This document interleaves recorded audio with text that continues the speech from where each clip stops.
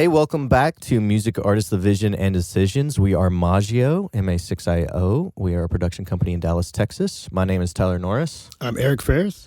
And today we have a special treat for you. We have a guest on our show that's I've worked with for years and really appreciate his talents, his knowledge of the industry. And I thought he would be great to bring on and kind of explain some of the more, I guess, business side of the music industry, contracts, splits, kind of pros, that kind of idea, give you guys a good understanding of really where the business is and what you need to be looking at when you're making a song. So welcome, Tre Houston. How's it going? It's nice to be here.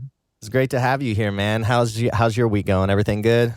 Oh, yeah, good week. We just moved into a new house, so we're sort of getting settled and all that. And then it's been a week full of meetings as the music industry slowly emerges from the holidays back into the rest of TV season.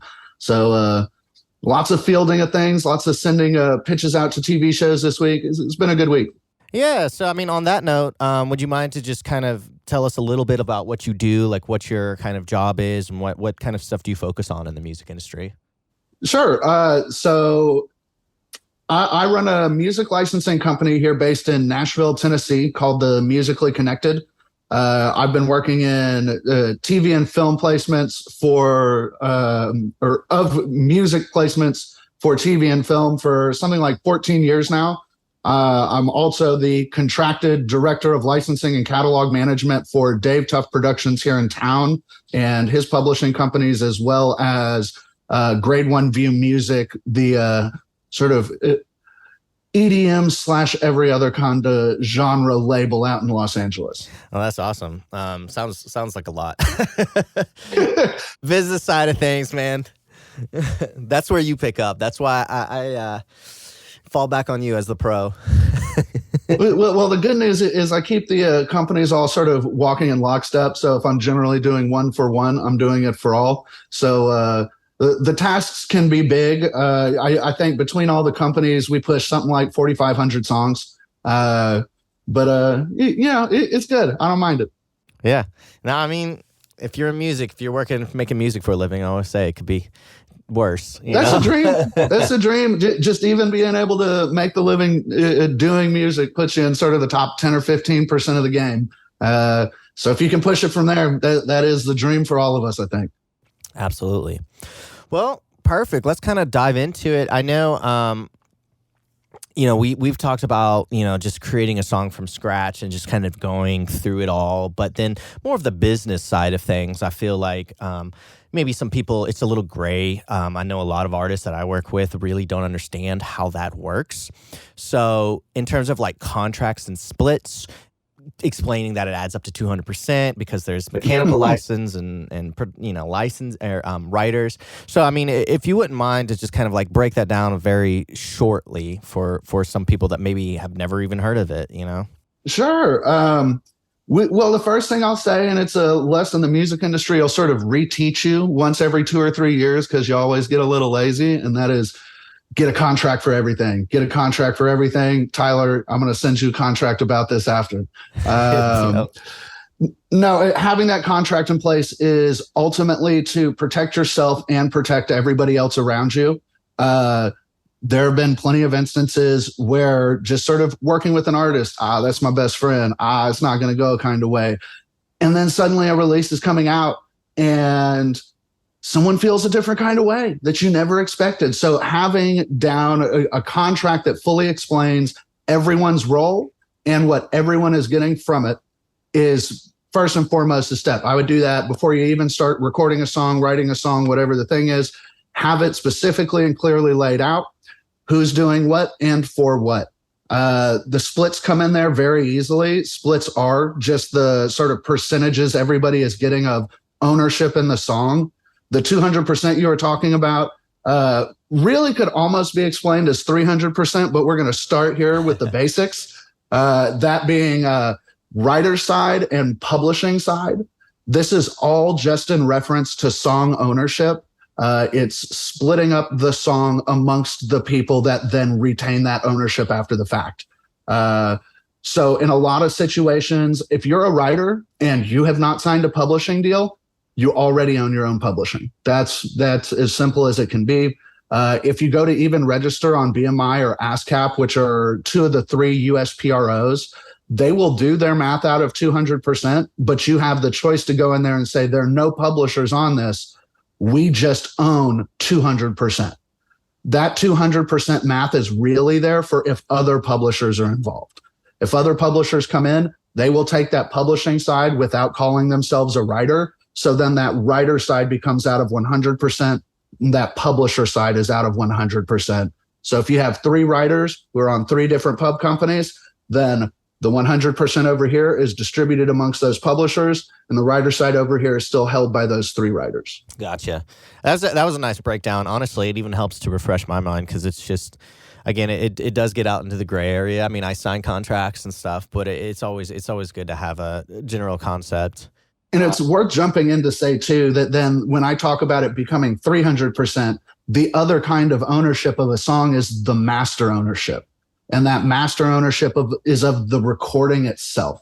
So even in owning the song and owning the publishing, you also have to think about owning the recording. Anybody that does a cover of somebody else's song can own that recording, but the ownership of the song itself that they covered is still retained by the original writers and publishers. Yeah, that's actually a good point in terms of covers. So in the instance where a label is involved, say for instance, you are signed to a label, is there norms that go along with who would own the masters in that situation as opposed to an indie artist that was... Without getting into the realm of the weird and the strange, because you can build just about anything into a contract or a company if you want to. Generally speaking, that label is going to be financing the recording of those songs. So then that master ownership will be held by the label. Generally speaking, when you're on a deal as well, the label is going to have an associated publisher, and they will likely take the publishing as well.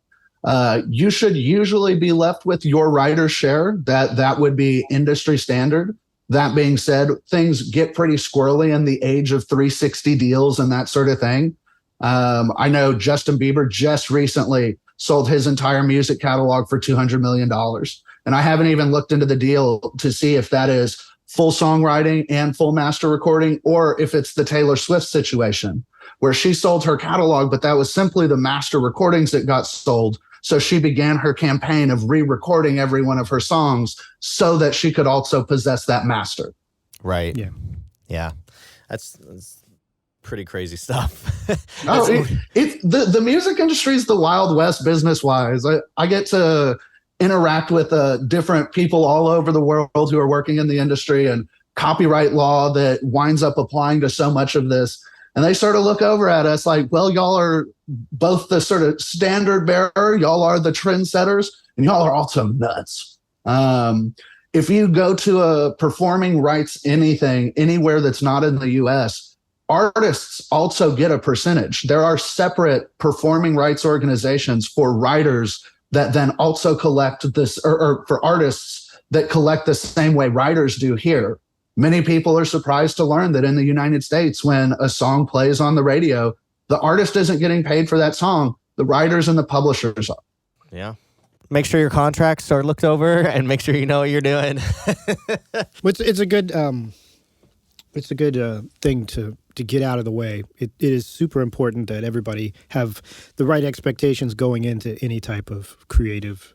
And it definitely is a feeling that there's certain. It's not even a judgment on people so much as soon as you put a lot of money on a table, people start to think they should have asked for a little more.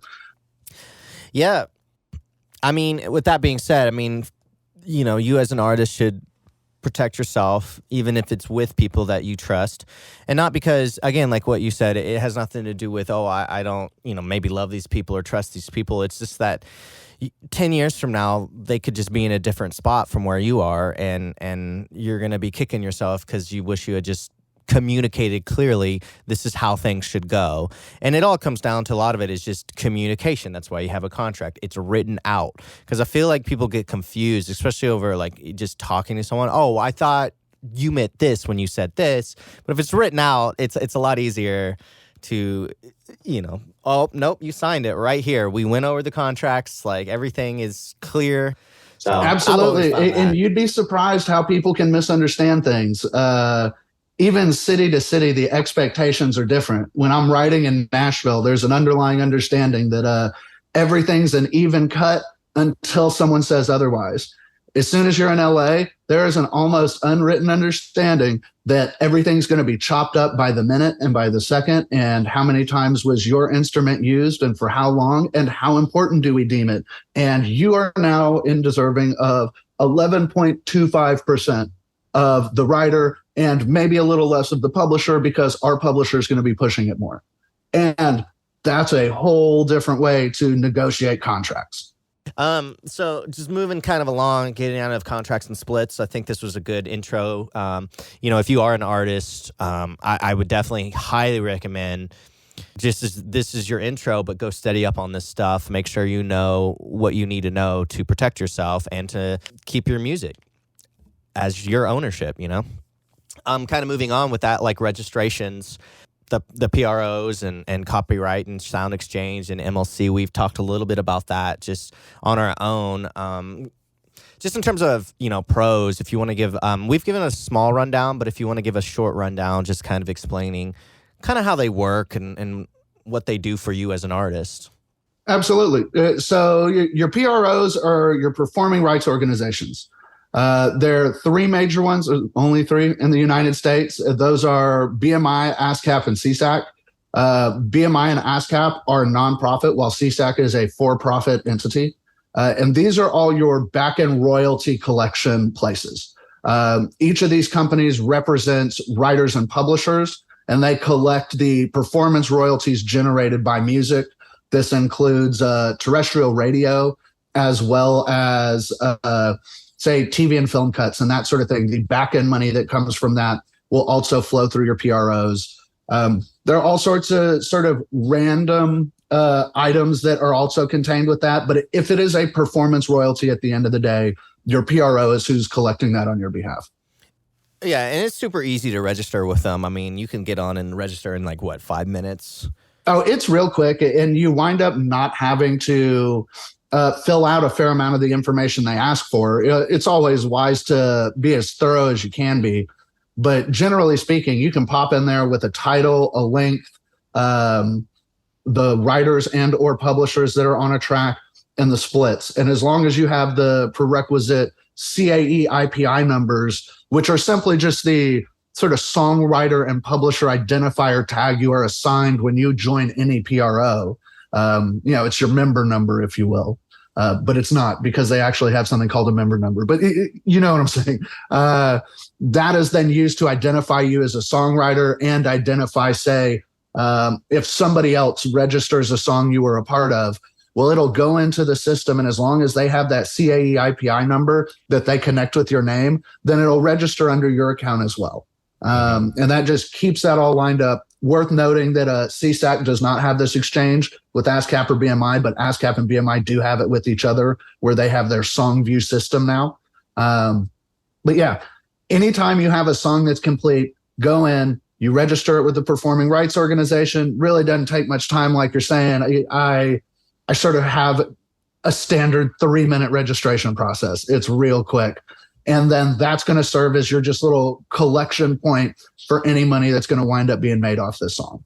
Yeah, I mean, if you're really trying to be serious as an artist, you have to do this, because I mean, who's going to collect the money for you when these things are going on? It's just gonna get ridiculous. So it's free. 2 of them are. I think CSAC costs money, right? CSAC doesn't necessarily cost money, but it's invitational. Invitation only. That's what it was. So yeah, BMI and ASCAP are both free. You can register and just get started on it now. Mm-hmm. And I have, speaking of just ownership and stuff, I have quite a few artists come up to me and ask, should I go get this copyrighted as well? And, that costs money to get everything copyrighted. And I've heard differing opinions on this, but what is your kind of opinion on copyrighting your music? In terms of copyright, I absolutely would if I had the budget and the team that was there to do it. having that registered is an additional protection to a song. That being said, if you're recording in your basement, if you're just trying to figure it out, I'll tell you it's not immediately necessary. I know even when I was sort of growing up, coming through the early late stages of the music industry system, I had all sorts of professors that would tell me about the poor man's copyright. And that was simply mailing yourself your music and then not opening it. And that is because it has now gone through some sort of federal entity that has stamped it as existing, and now you don't touch it. And that is for many years what they would do instead of having to pay all the fees to copyright every time a new recording was created. Your PROs serve not technically that function, but they can serve as proof a song was written previously, especially if you are including your recording with the PRO registration. That's just a protection. It doesn't work like the Copyright Office in the sense that that is what they're there for. But ultimately, copyright is previously owned before registration. Copyright is almost a concept. When you have created something creative or something that anything that would be viably registered in a copyright office, well, you already own the copyright. The registration is simply there for that additional protection. Any way that you have to prove you're the originator of this serves as some form of copyright protection. Yeah, so like if you have a recording of it, if you even have a voice memo and there's a timestamp on it, I mean, that is Absolutely some sort of protection. That's what I've always heard as well. I mean, Pro Tools sessions, any DAW that you're working in, if you create the song in that, I mean, it's going to be timestamped to some degree. Absolutely. You can go back and look on that. Do you want to expound a little bit on Sound Exchange and the MLC? I mean, that's kind of getting out of my territory, to be honest. Yeah, absolutely. I mean, there's still stuff I'm wrapping my head around there. The music industry right now is sort of moving at a new breakneck pace again. If you sort of nerd out on things like this, like I do, you know, you sort of follow. There was the Millennium Copyright Act, the Sonny Bono Act, which served to first introduce legislation towards the protection of music in the digital age. Previous contracts before, say, the age of Napster, did not have any sort of protections, references to digital royalties, digital collection, and plenty of companies took advantage of that. And they took advantage of it by keeping the money. They said, well, in the contract, we say everything, and when we don't outline royalty distributions, it means it's ours. So starting with that, moving to now, only in the last few years, there have been multiple acts that have also gone through that have become law that establish new forms of royalties. Sound Exchange covers one of them. Sound Exchange is covering essentially an artist getting royalties. How I previously talked about in the United States, artists don't get terrestrial radio play.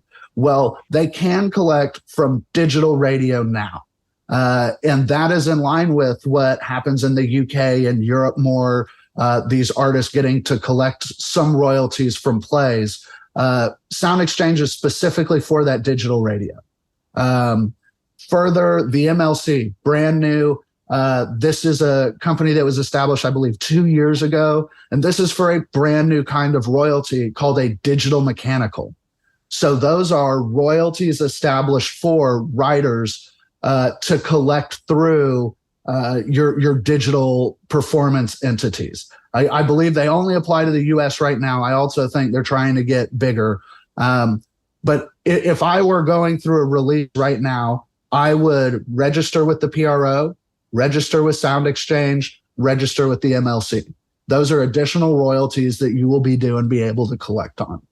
So when you say digital performance royalties, are you talking about just streaming services? Digital performance, meaning like the artist performing, not the actual performance royalty, which still can be collected by a PRO.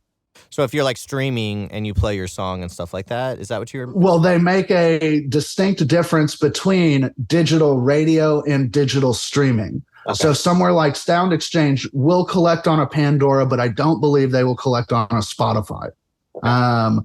There are distinctions that even I would hesitate to say here and say that it was 100% factually correct. Why not? Let's get out the pitchforks. I do, in fact, have a team that helps me with these things as well. you register with all these people as to collect all the royalties that you will ultimately be owed. Yeah, I mean, it's definitely stuff have been looking into. It's just not to that degree. So it's like it's just fascinating. Well, I will say I had a client, must have been 5 years ago now, and he managed to. You actually know this client, Dave Tuff. And he managed to get a song that was the then intro music for a telenovela down in Brazil. It was a great deal, good upfront money, really good back end money, but it was an absolute pain, and I will contain all of my profanity. It was a terrible time trying to learn and figure out their performing rights structure. They are one of the companies that does artist side and they do writer pub side. You had to go through, learn all these companies, lots of Portuguese to English translation sites later, trying to dice up exactly what's being assigned where, and got it all filled out. Eventually, we did collect the royalties on it. I would not give that week to my worst enemy right now. But there are things that wind up drawing in those additional royalties and making it worthwhile to do. And as the U.S. sort of adapts some of these additional collection processes, musicians should hopefully see some more money. But the whole thing is you have to stay up on it. You have to keep reading. You have to know where to register and do those song registrations so that you can collect. Yeah. I mean, if you're making this your life, at the end of the day, you do have to consider, like what we said. I mean, it's your art, it's your music. You're doing this because you love it, but it is a job. And so you have to spend some time studying or learning about, the stuff and protecting yourself and learning new ways that you can make money as an artist as well. So, well, and the royalty game at times can be a lesson in pennies do add up. I've been getting placements for, dang near 15 years now. And plenty of my royalty statements, even if they're only a couple different new major placements, well, it's the composition of 15 years worth of work. And I'm getting 3 cents in Italy because of a song I got in a show 15 years ago, but I get that from every country. And then you go through and you have these additional royalty streams and you collect all those. And when you've been in the game, as long as I have, or longer, like many people, those pennies start to turn into dollars, start to turn into hundreds, start to turn into thousands. And if you're on top of it from day one, that is so much quicker to happen. You'll be so much closer to music being your full-time life if you took it this seriously from day one, because then by year 10, you'll be able to collect. Well, thank you guys for joining us on this week's episode. This is part 1 of part 2, so stay tuned. The second part will be coming out shortly. Got some great, fascinating stuff into the venture of sync and just the business side of things that can be very complex and hard to understand. But Tre has made it easier for us to all understand. So, again, we are Maggio, MA6IO. You can find us at ma6io.com. We're a production company in Dallas, Texas. My name's Tyler Norris. I'm Eric Ferris. And you all have a good one.